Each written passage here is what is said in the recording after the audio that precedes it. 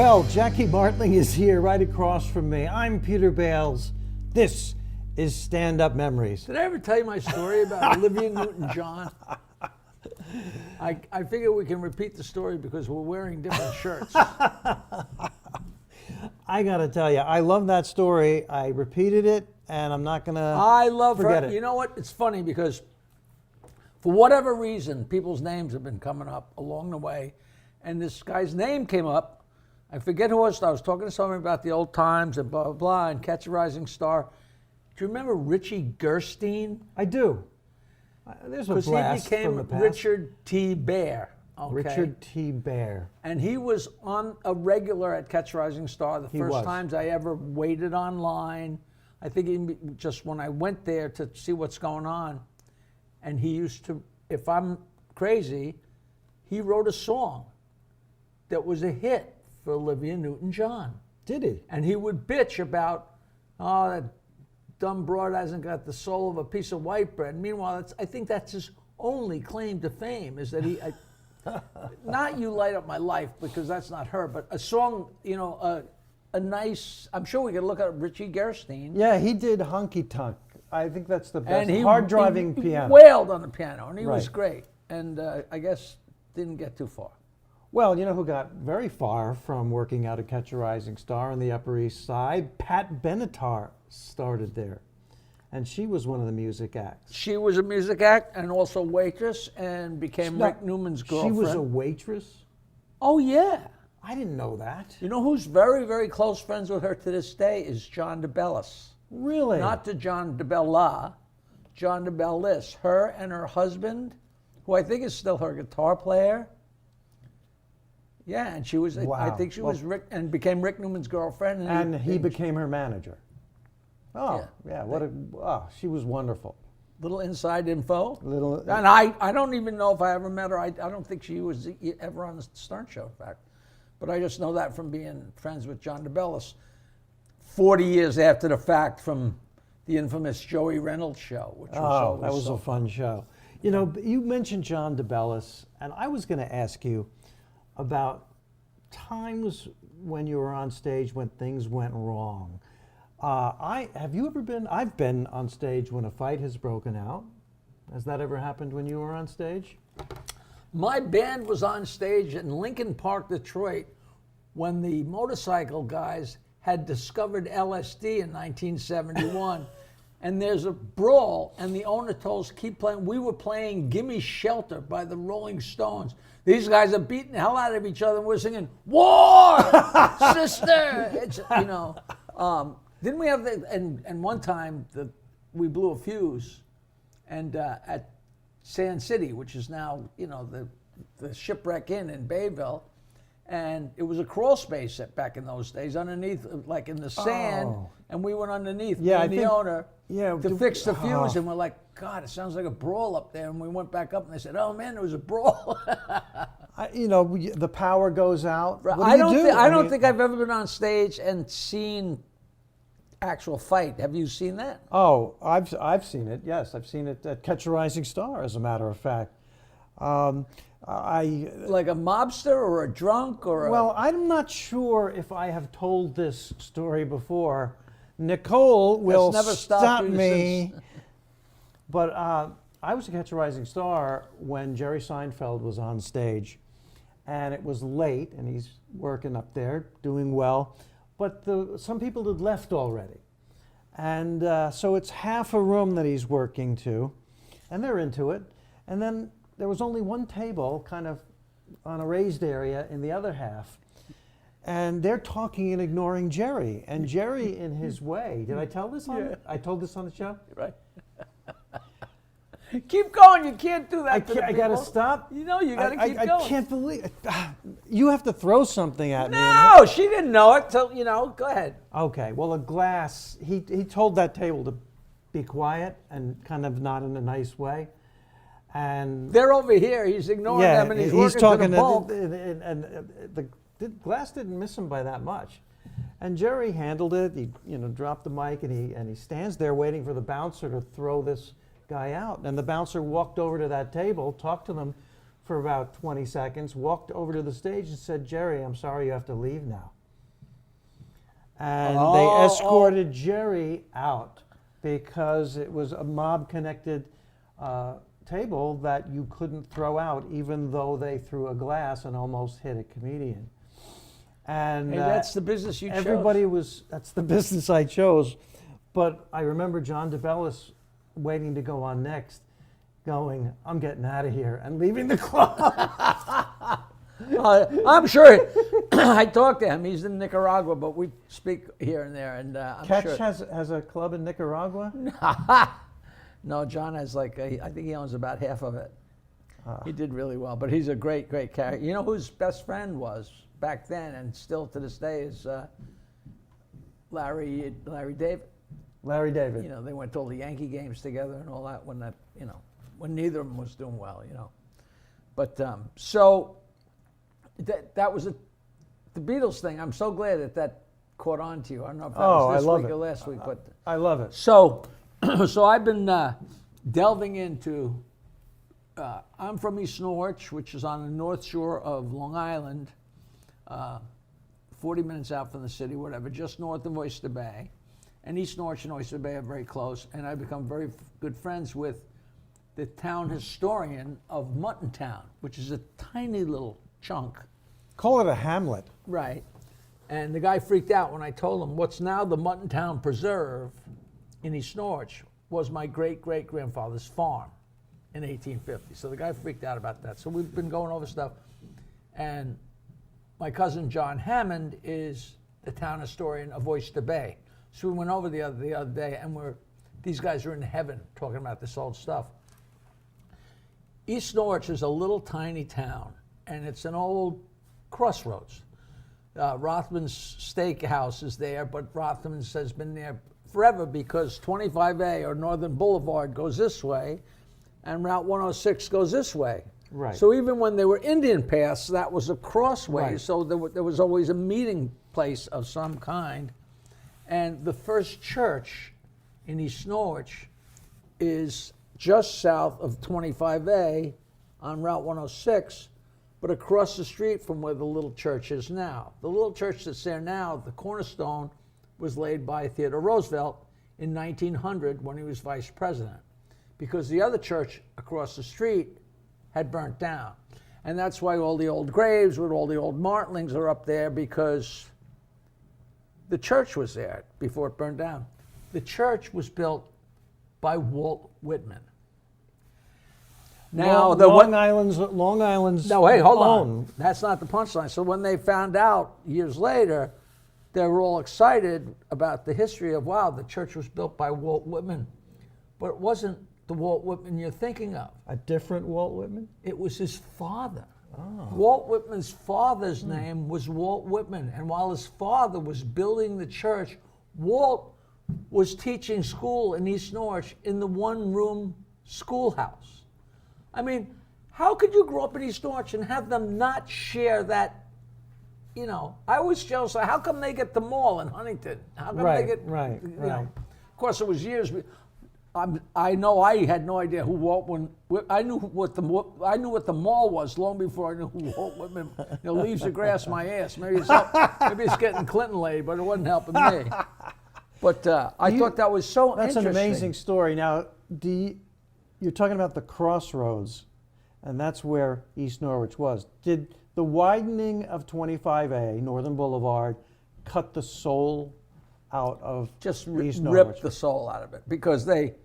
When I was a kid, I would walk south on 106, which is Oyster Bay Road, and then over 25A and go to the little tiny school there. Yeah. And walking south on Route 106, the maple trees, it was a tunnel. It was a little dirt road. I got a picture. I'll even send it. We could post it. I have a picture of that little white original church, and there's like a country lane in front of it, and it's Route 106. I know. It looks like not a dirt path, but it's a little tiny thing. But when they widened it, they went both ways and took all the maple trees and all the heart and soul.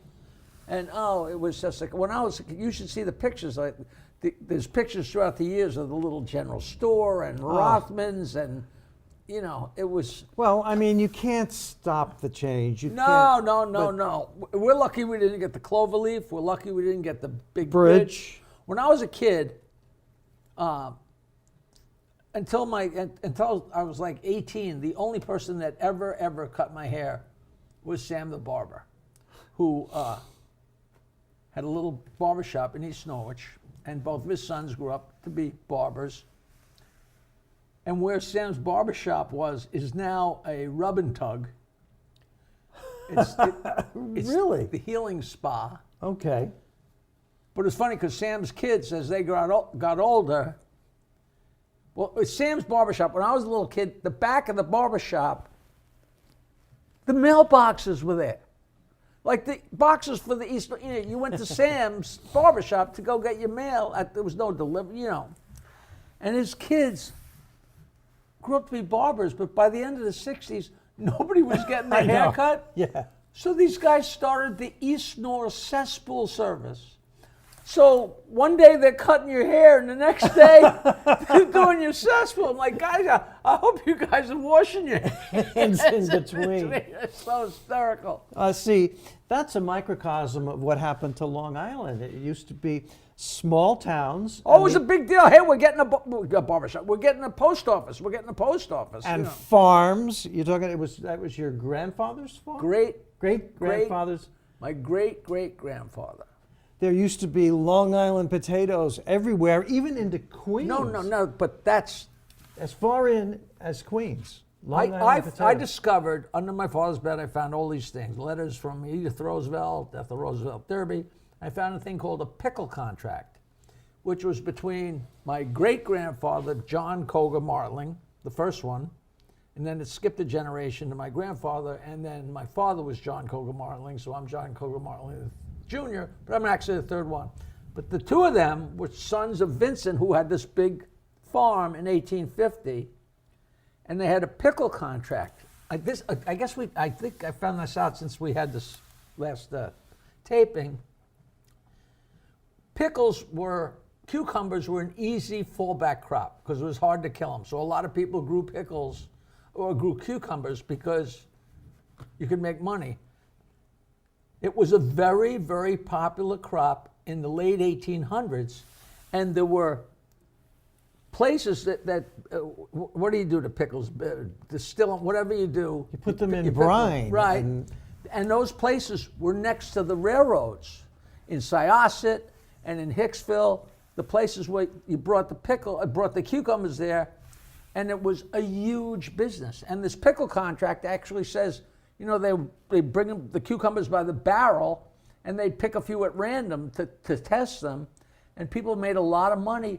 And the reason, because there was such a huge demand for pickles, because the amount of German immigrants in the 1890s and 1900s became immense. But then all of a sudden, refrigeration came. So they didn't need all those, and then all of a sudden, like in 1910, bye-bye pickles, hello potatoes. Oh, I always thought potatoes had always been the Long Island thing, and potatoes didn't take hold until 19. I thought, so how Jackie, phenomenal is now that you know information? this. It's got it doesn't have a lot to do with comedy. Let's tell our audience, this is before the highways came out to Long Island. It was farms and small towns, no Long Island Expressway, no Northern State Parkway, and the old single-lane roads each way, Jericho Turnpike and 25A, they wanted to keep the masses from coming out and spoiling. Right, so the rich people made sure that the roads were in bad repair. That's a Robert Moses thing. Yes, that and potholes they did it deliberately. They say it would take 4 hours to drive out on 25A, so people would just stop and give up, picnic on the side of the road, right, and give up trying to get to a North Shore beach. But you know, so the farms went all the way into Queens, and during both World Wars, Germany with their submarines, called U-boats in the First War, used to surface in places like Little Neck Bay, and at night paddle to shore. They would dress in business suits, and looking like everybody else, they would go to the nearest Long Island Railroad station, take the train into Manhattan, shop for food and supplies, maybe some new clothes at Macy's, go back out, wait till it gets dark, and paddle out to their submarine after shopping in Manhattan. That is it. Now, did you just make that No, up? I did not make that up. And the farmers used to get up in the morning and walk out and look at their crops and go, "Oh, those raccoons! Wait, the What are Germans were footprints? there. The Germans were here." You know, That's so great. absolutely true. And My grandfather had a huge farm until the day they came to him and said, "We're taking the farm, eminent domain." His farm was right where they're going to put the Long Island Expressway. In yeah, Mineola. and the small farmers couldn't fight it. The rich guys had a little bit more success, which is but why not a lot. Not a lot, but that 2-mile detour of the Northern State Parkway. But that around wasn't due to Westbury. farms. That was due to their huge, monstrous estates and having and buying off some New York State legislators. Because it's like all of a sudden you're riding along like, yeah, why is it way do out that, of the way. you know? It's just and they put in the Cold Spring Harbor. Did you tell me this? They put in the Cold Spring Harbor Railroad Depot so they could bring the pieces of Otto Kahn's castle. So he could build the Ohika Castle. oh, I love that. No, I didn't tell you that. That's great. That's why because originally, I don't know if you remember, not now because now it's as crowded as any of them, but it used to be like a whistle stop. Like, who the hell goes here? You know, it's just fascinating. The Glen Street station, right after the Glen Cove station on that Long Island Railroad line, was built by J.P. Morgan for J.P. Morgan, so he could come out from work in the city and walk directly to the first tee. I An always entire- wondered about, because that's so in the middle It's of so nowhere. close. It's in the middle of nowhere, but he could walk to the first tee at Nassau Country Club. Amazing what My the rich buddy people could get away my with. buddy lives on J.P. Morgan's, a hunk of J.P. Morgan's old estate, and he thought they finally sold, you know, the generations. It's weird how it works, because the old money, the family left all the money to the firstborn son. The girls got nothing because it was on them to marry somebody of good station.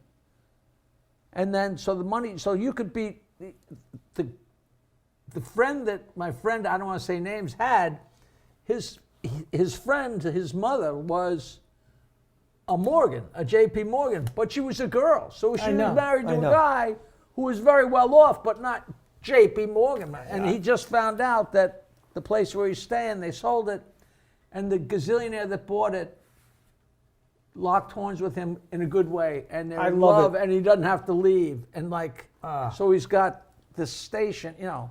And giving all your money to the eldest son is called primogeniture. Is that the name of that? That's what it's called, and it dates back to medieval times.